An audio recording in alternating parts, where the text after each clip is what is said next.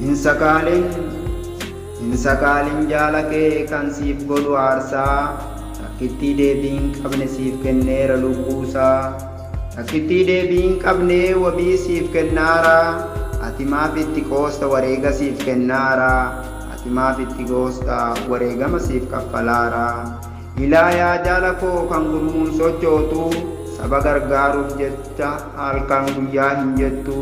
galatoomi hin jennu har'aa miti guyyaansaa gaafa bakka yaanne geenye gaafas galannisaa gaafa bakka yaanne geenye gaafas galannisaa wallaalaa kee gorfadhu beekaa kee ofi qabii iccitii waloo keenyaa bakka takkatti qabii hedduu haa kaffallu aarsaaf wareega qabsoon qabu ati hin sakaalin bakka yaade haa ga'u ati hin sakaalin bakka yaade haa ga'u mana tokko ijaaruutti yoo citaa wal saamanii osoo bakka hin gahin dirree keessa bulanii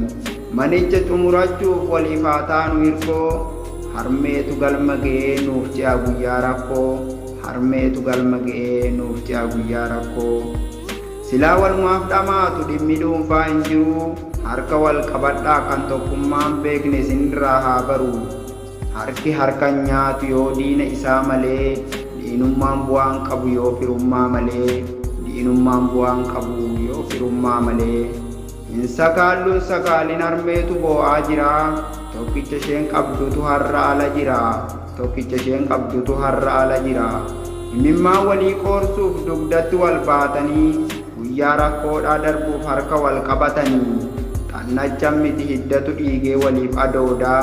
gaddi kee gadda kooti jennee lammiif isheen nu waadaa gaddi kee gadda kooti jennee lammiif isheen nu waadaa